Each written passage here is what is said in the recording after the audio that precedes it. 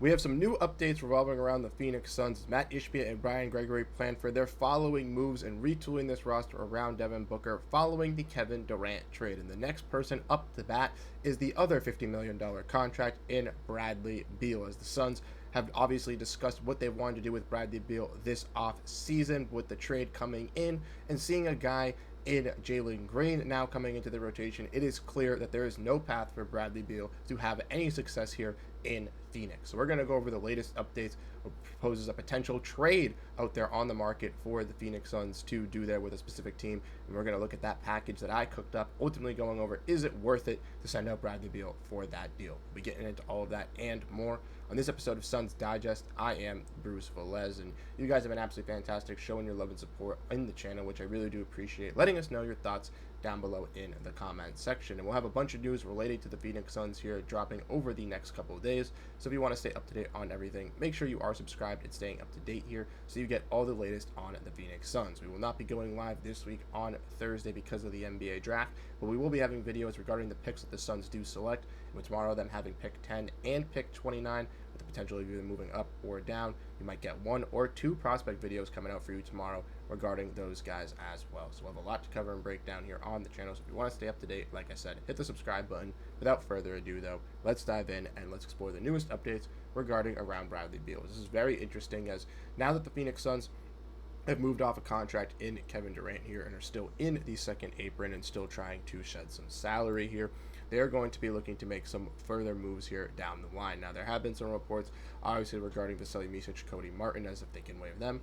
They can drop below the first apron. Veliz, Micic, from what we've heard from people, even Gerald Bourguet, is at the point that the Suns are going to be basically declining that team option. He is going to be going back to the Euro Leagues unless they can find a trade to put him in there, which seems very unlikely. The Suns do like a guy in Cody Martin a little bit more and potentially could even waive that contract and bring him back on a cheaper deal or even a veteran minimum contract. But the Suns will ultimately also look to explore a contract in Cody Martin to use in a trade, with teams like the Miami Heat being interested in it in a Kevin Durant deal. Maybe there's some other teams out there on the open market that are willing to take in a Cody Martin for either additional draft capital and or some just into their salary. So the Suns could at least shed some salary here and have some more flexibility prolonging into a Bradley Beal deal here. But with Bradley Beal, obviously, there's two kind of pathways for this to be done. And as PHNX Sports has reported alongside Joe Bourguet in one of his latest articles, that the writing is on the wall basically for Bradley Beal here, as with Jalen Green here, now with Devin Booker playing point guard, it is looking like the talks of a buyout will resurface here, if not a trade for the Phoenix Suns. And Flex from Jersey was on the podcast with Eric Ruby from PHNX Sports. He mentioned that the Phoenix Suns could ultimately look to trade a guy in Bradley Beal, and that is very interesting.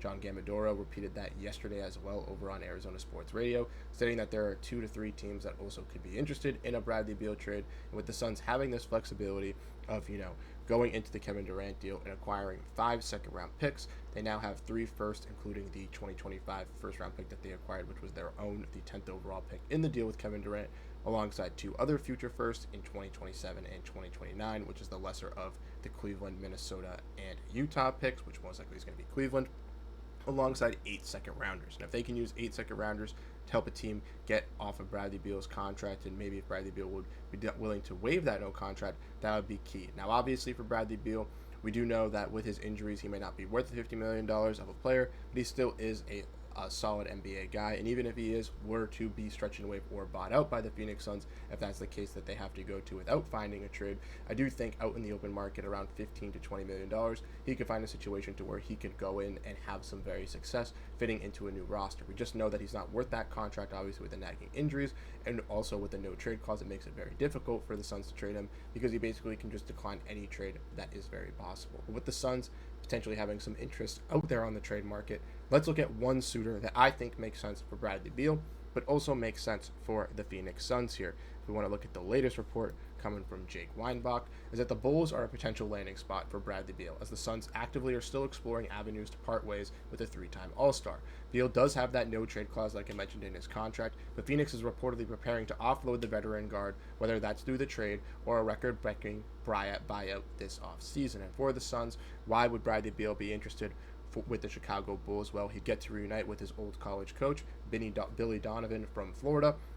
If the Bulls feel like they can be in a spot in the Eastern Conference, we just saw the Atlanta Hawks trade for Kristaps Porzingis to where they think they can compete and be a solid middling team in the Eastern Conference to be in a competitive spot. They could ultimately look out to try to trade for a guy like Bradley Beal to bring him in and maybe work him in alongside a guy like Josh Giddey, Nikola Vucevic, Matas Bazelis, and whatever they do keep. But even if they don't feel like that for Bradley Beal, it gives him an opportunity to once go again and play basketball because, like Gerald Bourguet basically said in his latest article, with this deal, the writing is on the wall for Bradley Beal. If he is going to be on this team, if they don't do a buyout, he'd be coming off the bench for the Phoenix Suns. And that's not something Bradley Beal wants to do again this season. He feels like he's well worth playing above a bench role, and I do think he is well above that bench role, but obviously with the Suns now having Jalen Green, it just doesn't make sense for him to be starting alongside Devin Booker because that didn't work. So if the Suns do not find out a buyout and they do look to do a trade and they try to get the Bulls on the phone, here's a deal that I think makes sense for both parties. Now, the Suns may have to acquire some draft capital in here, and for this trade to go through, it does have to be into the next year, calendar year. So even if this trade was proposed by the Phoenix Suns and even did get accepted, either tonight, tomorrow, or over the next couple of days before July 6th, the calendar year, it wouldn't necessarily count until then, but it could still go through, and basically the Suns could give up whatever they need to. So if the Suns had to add some additional draft capital, maybe the 29th pick, they can select someone at 29 and then ultimately just select them for Chicago. Chicago makes the pick and they get him alongside Bradley Beal. For the Suns, they are going to get 3 other contracts. They're going to get Lonzo Ball, Patrick Williams, and Zach Collins. Now, ultimately, none of these contracts are very flashy. Maybe Lonzo Ball is a little bit of a keen person that you're keeping an eye on just because he has had success in the past, but obviously coming off some ACL injuries, he is going to be a little bit of a question mark here for the Phoenix Suns. But if he is able to play up to his top tier potential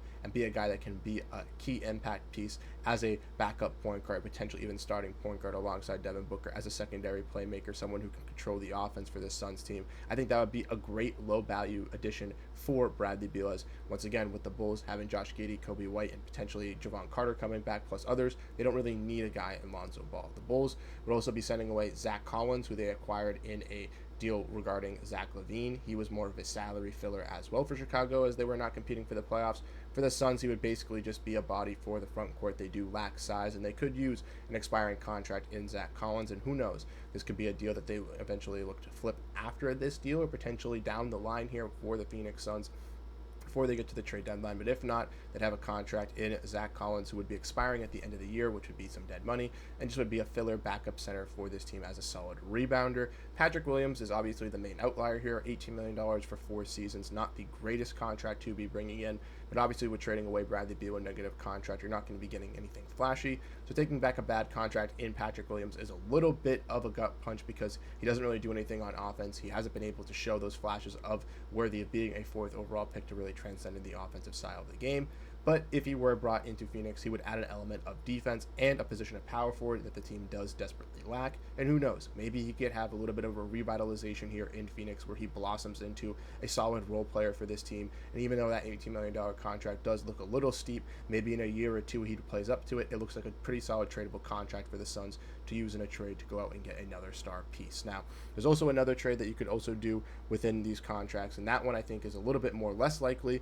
That one is including Nikola Vucevic instead of a guy in Zach Collins, and for the reasons why I'm going to say that maybe they get Nikola Vucevic here is due for the fact that the Bulls are just looking to get off his contract. Maybe he doesn't have much as positive value as I do think he does, but I do think they're out on the market that Vucevic does hold some value, and if they do get Bradley Beal and they do want to win, maybe they do want to keep a guy in Vucevic. I know a guy like Zach Collins doesn't have any long-term value or, doesn't really fill any need for this Chicago Bulls team. He's very replaceable for this squad. He was a salary filler contract thrown in for Zach LaVine last season. So once again, I feel like the Bulls would be more likely to do this deal. And if you're the Suns, even if you get stuck with Zach Collins over a guy Nikola Vucevic, he makes less money than him, and you would be saving $7 million in this contract. So not only would the Phoenix Suns be breaking up this Bradley Beal contract into 3 smaller deals that they could ultimately eventually flip or use later down the line to aggregate with salaries, but also they would be saving $7 million, which would ultimately help with their tax bill to when they get to those tough decisions of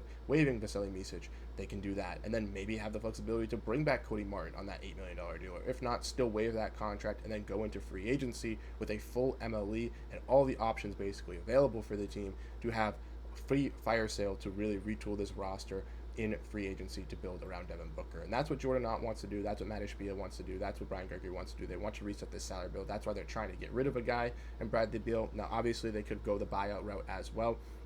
The trade route is obviously the number one option that you're trying to do. And if there are teams that are available or willing to take on a contract in Bradley Beal, I think you're willing to include any value of second round picks, especially 5, 6, 7 of them to get off this contract to ensure that you can have a little bit of an easier time to have a reset and have some more flexibility going not until this season, but also into the seasons in the future. So let me know your thoughts down below in the comment section. Let me know what you guys ultimately think on the Bradley Beal situation. Do you think he'll be traded? Do you think he'll be bought out? Personally, I do not think he'll be back on the Phoenix Suns this season. Like I said, he's making $50 million. He's relegated to a bench role. Bradley Beal wants to play. He'd know he's worth more than a bench role, and I do think a team out there, even if he is bought out, will give him that opportunity. So I do see him in Phoenix parting ways. It's just a matter of time before we have that video that drops talking about that. Let me know your thoughts down below in the comment section once again. Let me know how you guys feel, and I'll catch you guys in the next one. Have a great rest of your day, and go Phoenix Suns. Peace out, everyone.